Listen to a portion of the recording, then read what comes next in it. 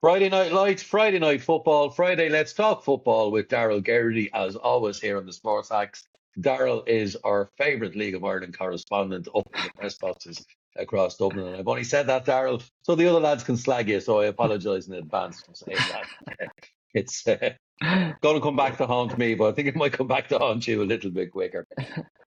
Let's start this week, Daryl, with the ongoing situation at Talca Park, because after we recorded last week, and the people who watch diligently will know that we edited any reference to Shells out because Joey O'Brien was sacked. I mean, there's no other way to describe it, is there?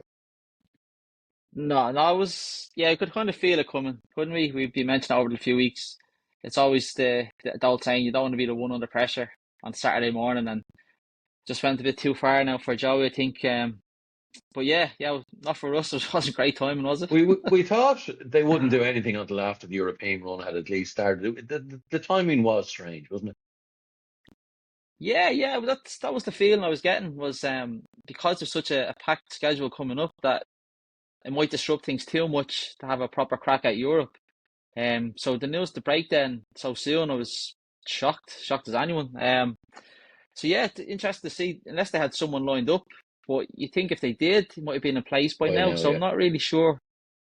Yeah, it's an The, odd one. the suggestion is, Aidan Fitzmaurice had the story in the Irish Independent. The suggestion is that they're going to use this Moneyball route, for want of a better term, because this is where everything is based on statistics and analysis, and they come up with a coach based on all of that. But it's very hard, I would imagine, for any computer to recreate what happens on a Friday night in the League of Ireland. I mean, this is the greatest league in the world as we know it for very, very many reasons, none of which I would imagine are on computer programs. No, absolutely not. And one of the main reasons I think why we love it so much is just the unpredictability. More or less, you get most Fridays, and you can't factor that into an algorithm. I was chatting to Aidan about that piece, and Shelburne used that for a couple of signings, I think, as well this season, which, let's be honest, hasn't worked. Hmm. You know, it is a good method, I suppose, to identify a player, but unless you really know them, and especially it's such a league that we have here, it's such a special league to all of us. It's not just throwing them into an academy and seeing how they get on. It's real football, like we've always said. And it's interesting how, whatever about players, I mean, you can look at the players' stats, and I'm sure there's loads to tell you, but it's difficult to analyze a manager in terms of statistics. Okay, you can have win rates and etc. But how a manager inspires a team, how Damien Duff ends up standing behind the terrace, the disused terrace at Dalymount Park, or the bar terrace at Dalymount Park with a seat beside him. These are all things that computer ain't going to see this. No, definitely not. And I think that was one of the big things that came out of when after Joey's resignation, sacking, departure, was they want you really want someone who knows the league, and not just knows the league in terms of players. You know, you can have your badges, but if you don't know the ins and outs of the league, what it entails on and off the pitch, then I think you're starting on the back foot. And people have pointed, oh well, Damien Duff had enough experience. He played, he coached underage, he knew the league in and out. So yeah, I think that's one of the big things now. It's imperative to get right, is someone who really can connect with the league, as well as knowing what knowing what they're doing on the training pitch. One of the candidates I would suggest, and I'm saying this purely from looking from the outside without an analytical brain, but one of the potential candidates is going to be in Talca Park on Friday night, because Kieran Kilduff is going to bring Dundalk to Talca, and Kieran Kilduff has taken that job by the scruff of the neck. Yeah, he's been outstanding. I guess if there was an end of season award for manager of the year, like, he'd have to just be number one on the list, wouldn't he? Just sensational what he's done, how he's built the team, how he got them playing. Like, he really had no right to do that when he brought them up. And then it looks like he might be decimated. A couple of attackers might be on the way. Hopefully, he can hold on to one of them for the rest of the season. And he's already suggested, I think it was with Neil O'Riordan and the Sun, that they have players in this week. Even suggest maybe before Friday. So be interested to see if one or two might be on the bench if he does get his business done early. But yeah, they're just, as well as all that, they're just great to watch. Like, the way he has them playing is exciting. He has them playing high up the pitch. energetic. He has players who know the league inside and out. So top job. Owen Kenny, you would have to think is going to be one of the players that could be on the way across channel. But it's a testament to Kieran Kilduff. And again, I don't see where a computer can tell you that he's brought the best out of these players because, we don't know what happens in the dressing room. We don't know what's said in the training pitch. We don't know how he coaxes some players, cajoles players, maybe gives other players a rollicking or whatever. You can't see that. What you can see is the result on the pitch. And certainly Dundalk fans have fallen in love with their team again. Yeah, definitely, and it's great to see. I think it's an old cliche, isn't it, that the league needs a good Dundalk side as well for the recent history. But yeah, you're bang on with the technology side. Like you can get the stats on a Friday night. And Owen was a funny one because we asked Kieran about him after the Bows game a couple of weeks ago, and he's almost frustrated with him because he can see him doing so much more every day in training. And he has that magic in his boots, like he said, and yeah, you can't. The computer doesn't track the week. You know how he reacts on a Hmm. Monday, if he didn't start, um, his workload, things like that. So you can't judge a player like that. I don't think I'm not a big fan of it personally. Um, but yeah, Owen is one of the standouts that I think's a lot of interest already from League One Hmm. Championship clubs already. So And another problem with the analysis bit is you can end up with a manager come in from abroad who's never seen a game in Ireland, but purely because he has good stats, they'll bring him in. And look, maybe it will work, and maybe well, I'm definitely a dinosaur. I don't think you are yet, Daryl, but maybe that's the way it is. Another man who, again, I would say has to come into the conversation, and indeed I've seen him in the conversation, is Kevin Doherty. I mean, there was talk very recently that he was going to get the job when Joey got it. Um, we're not going to discuss his frustrating season with Drogheda again. But Drogheda are playing Bows on Friday night. This is another opportunity for Drogheda and for Kevin to show what they can do against a Bows team that are very much back in form. And if you talk to Bows fans now, Alan Reynolds must stay. what a week! What a difference a week makes in football. It's just one Friday night they're baying for his blood, and then the next the team is the hero. I wasn't quite getting the feeling that Rennie had won them over himself, but he was celebrating with them. So, I mean, we're fickle at the best of times, aren't we, football fans? Hmm. But Kevin Doherty is an interesting one. Obviously we spoke at length about his frustrations, and then what his long term or even medium term plans are now. I know he's planning on bringing Sean Boyd up the road, up the M1.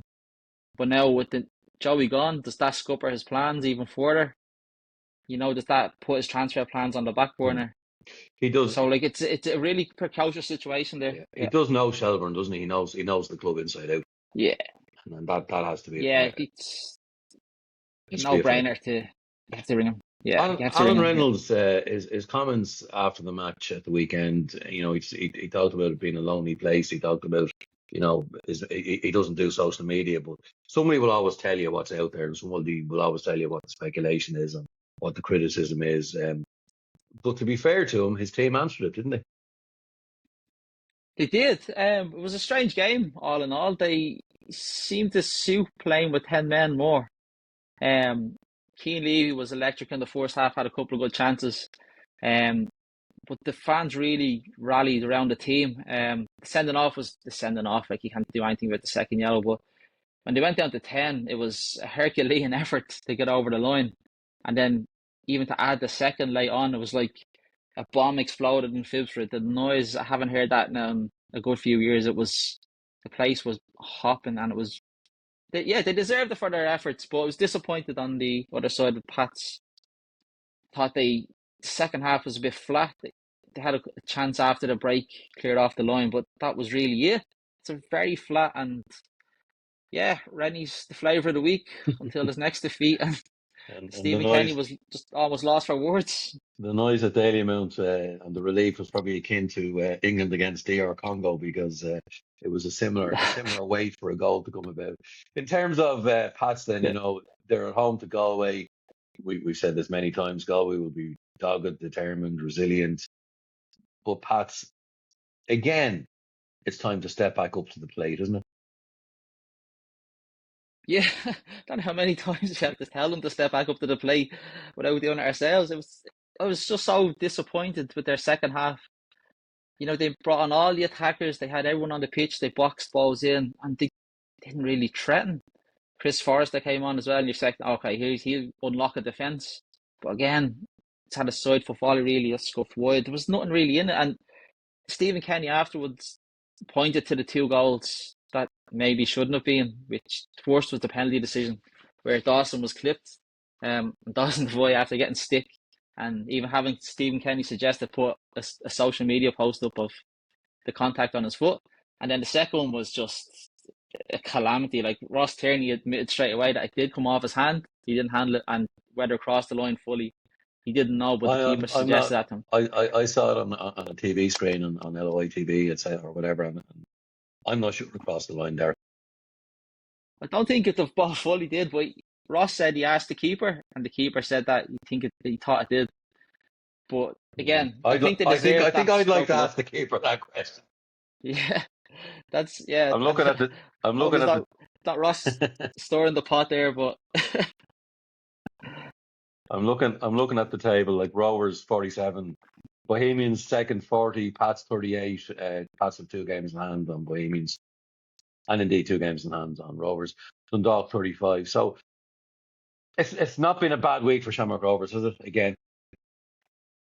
no, it's almost business as usual. Thing with Rovers, I was speaking to Owen Cowser of the Sun a few weeks back. We were watching, I think it was we were out in Tala watching Rovers, and he made a good line. He said that Rovers just have to be a goal or two better than everyone else. Everyone's talking about the levels. We're suggesting they haven't hit this gear and that gear, but if you don't have to domestically, you just and with their front line of Rovers, like the goals can come from anywhere. So there will be a goal or two better than everyone else. And that line just jumped out at me, and it's just almost business as usual. Get the job done, move on to the next, and kind of build themselves up now for a European push. So it's a great week for I'm, them, and yeah, I'm going to come back to their captain in a minute. We close out with him tonight, but I'm just looking here. Waterford, they're going to the Brandywell, the new pitch at the Brandywell at last. We're back on a football stadium up in Derry, but Waterford 17 points now, and only 3 of Sligo, and only 5 of Drogheda. Graham Coughlin, there is a Graham Coughlin factor at play here, isn't there? yeah, absolutely. He's had a rejuvenating factor around the club. You kind of get the feeling he's an old style manager who maybe needed to give some players a good kick up the backside, to really rally them. And again, you just go back to their goal scorers like we speak about every week. They're gonna punish teams. They're gonna get chances, and you favour them to put them away. So the shock result last week was a shock as much as we thought maybe a few weeks ago. We probably would have said yeah, but the way they're scoring goals, they're gonna hurt teams, and a lot of nervous looks And we over the said, shoulder down the bottom now. Yeah. yeah, we said with Lonergan and up front, they were always going to have that threat. And the fact that they scored late as well shows that they're not giving up. The heads aren't going down now. Yeah, that's it. They're not worried about the gap. They're looking up. They're really pulling things back into them, and they seem to be having that belief that they can go to the end and score any time. Which, as a man manager, you expect Coughlin to be. That's one of his strengths, and he seems to be getting that out of the players already. So yeah, really exciting second half of the season now down the bottom. And then the final game that we haven't spoken about yet is Sligo against Shamrock Rovers, or Rovers against Shams, as they will say up in the showgrounds. They picked me up on that one many the time, Daryl, going back to long before you were even born. So it's Rovers against Shams, or Sligo Rovers against Shamrock Rovers. Stephen Bradley isn't going to be in the RT studio on Friday night, which is disappointing because he's been very good, to be fair to him, on the Yeah. TV as a pundit. So I don't know who's going to try ringing Pico after the Argentina game now on this one, but good luck to them with that. But Rovers going to Sligo. Sligo have to show us that they can win this game, don't they? If they're not looking over their shoulders at Waterford, they should be. Yeah, definitely. Yeah, and I expect them to be busy again in the transfer window. There's always the talk. The last 6, 7 weeks about a striker. They need a striker. And they let Traore go after he got his first goal last week, and that was the end of his spell there. So they need to bolster the front line pretty quick because if Drogheda do get Sean Boyd over the line, and we see how Waterford are scoring, Hmm. you know, they really need to match their goal tally at least, because the gap will get smaller, I think. There's talk as well that Aidan Fitzmaurice again, that Jonathan Afolabi, former Ireland under 21 player, had a really badly hit season with injury in Belgium. But there's talk that he might go to Rovers in this transfer window. Again, it doesn't show you strikers are the ones that are wanted. Strikers are the gold dust in this league. Yeah, it's we see by the goal tallies alone for what you win the Golden Boot with, it's not astronomical. It's it's a good score, like a good even half a season will put you right up there. So, and Afolabi's proven it over here. I know he's had a rough 2 years. I know he's a talent lad himself. But this makes sense for Shamrock Rovers, I think, because the, Aaron Green is getting on a bit now as well. Rory Gaffney's mysterious injury, I feel so sorry for him. He's getting all the specialist treatment in the world. He looks like he's coming back. His injury gets an infection, and then they just have to put a question mark over him. And they could lose maybe Michael Noonan as Hmm. well. Um, hopefully later, the end of the season. But again, that's three of their strikers gone. So this move makes a lot of sense. Afolabi needs to get his career back on track, and the league where he's proved he can do it Yeah, and he can makes score sense. goals in Yeah, this league. Yeah, we know he's going to score goals in this league, and if he does come back, we wish him the best of luck. We're going to talk Pico in a few minutes, but just before we do that, All Ireland Cup semi-finals, pretty much as predicted in the women's game. yeah, it was. Yeah, maybe the only the surprise was how comfortable it was in the end for Shelbourne over Bows. Bows they really stuck at it, but Shelbourne just had that bit too much quality in the end. And the teen superstar, the name you're going to be hearing of a lot now in the next few years is Hallie Harcourt, who just seems to score every time she plays. She just reminds me of Michael Noonan when he was 15, 16. Just anytime he plays, she scores. Last week she scored the overhead kick to rescue a point. This week she comes on and rifles one in the top corner. Speaking to her afterwards, she was furious that she hit the bar with a header. So she has this elite mentality with shooting. So yeah, keep an ear out for that name. She's going to be a superstar. And Galway, they pulled out of the bag pretty much. Penalties was probably the biggest surprising factor there. We got the final that we expected, I think. But Alban Heiss's first game in charge of Peamount, leading all the way to the end, and then a late stunner into the top corner. You can't do much about. So, and one penalty in it. So it was a very dramatic day. But we got the final that Everyone I think expected. we were expecting, and it'd be at Talca Park then in a couple of weeks' time. So. And then I think you were saying to me you're going to go to see Peamount and Athlone this weekend, which is going to be two relatively new managers. Second game for one, third game I think for Lily Ag. Yeah, that's the plan. Yeah, to pop down Saturday. Looking forward to this now and seeing even a bit more detail. What changes they might have made to the both sides. Again, I think it'll be a tight enough game. I'm waiting for Athlone to really kick into gear this year. I know they won this cup last year, but it's a good test. Alban will definitely have the side well drilled and really rally for this side. So yeah, it's a good game to look forward to. I saw a piece on the RTE podcast during the week with Keith Tracy, and he was saying, what Pico Lopez is doing for the League of Ireland is worth its weight in gold, and obviously Joseph Anang out there in America as well with Ghana, and we've tended to forget about him over the course of this tournament. But Pico, Friday night, 11 o'clock. Will Clark and Mark Scanlon and Cliff and everyone else in the League of Ireland, they must be delighted that Keane. They must be delighted that this game is 11 o'clock. So Rovers fans and all the other League of Ireland fans who should be cheering for Pico can get home in time to see Messi against the League of Ireland's captains. Fantastic. Oh, it's incredible. Even just hearing that sentence doesn't even compute just yet, does it? Maybe it won't until we see it and we notice after Friday night's games that the grounds have emptied in a matter of seconds Hmm. to get home for this.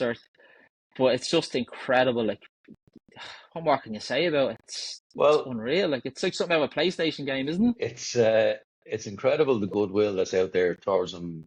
But and I have to say, but there was an article in the newspaper, and Tony Considine, I know Tony well, and I get the gist of what he was saying. I just think it wasn't time to say it, and it probably wasn't delivered or received, actually, more importantly, in the manner in which Tony would have expected it to be. But unfortunately, that article has now prompted a bunch of right-wing idiots, I'm going to call them, Daryl, to speculate about whether Pico is Irish or Cape Verdean, or whether he should be feted by the League of Ireland and by Irish football fans. Pico Lopez, his dad is from Cape Verde, his mother's from Dublin. He was born and bred in Crumlin. As far as I'm concerned, he's as Irish as anyone.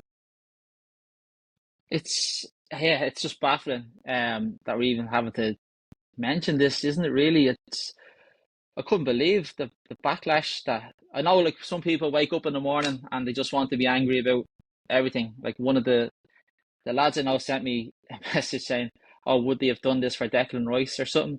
This was getting a bit of a pile on social media as well. I was just like, you're just going to look for things now to be angry about. Or just to, is it clickbait? I don't know. It's just Yeah.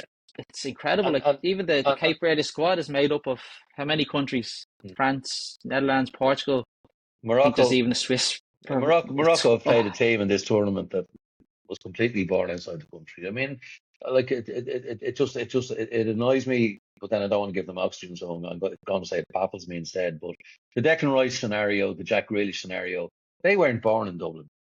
Declan Rice was a grandfather, grandparent. Yeah. Jack Grealish was a grandparent. You know, Pico Lopez was born in Dublin. He played one under 19 game with Paul Dillon. I heard Paul Dillon on the radio during the week. He didn't get a chance with Ireland, but look at the centre halves that we had who played with Ireland at the same Yeah. time that Pico Lopez was making his way in his career. So, you know, he's offered the chance to represent his father's country. Why would anybody turn around and say, "Oh no, I can't do that. I'm Irish"? And it does it's baffling. It really is. Like, you're yeah, you're putting it nicely, and restraining yourself a lot more. You're doing a better job than I am getting worked up here. But it's just incredible that this has to be said. People will latch on to literally anything, won't they? That, like I said, they wake up and just go hunting for stuff to be angry about, and it's sad. It really is. And there's no way in hell that we're gonna let that detract from the achievements, the story, and the good news of Pico. So, yeah, and the other, not giving oxygen is probably the right way. Exactly. And the other good thing is that, you know, he's chair of the Professional Footballers Association in Ireland. He's done an awful lot of work for his fellow players, for his fellow professionals, for his community. I didn't see the right wing bigots saying anything about that on social media today, but enough, as I said, enough oxygen. We won't give them any more. Daryl, enjoy the football this weekend. Enjoy the television on Friday night. And who knows, next week we could be talking about the biggest shock ever by a League of Ireland player.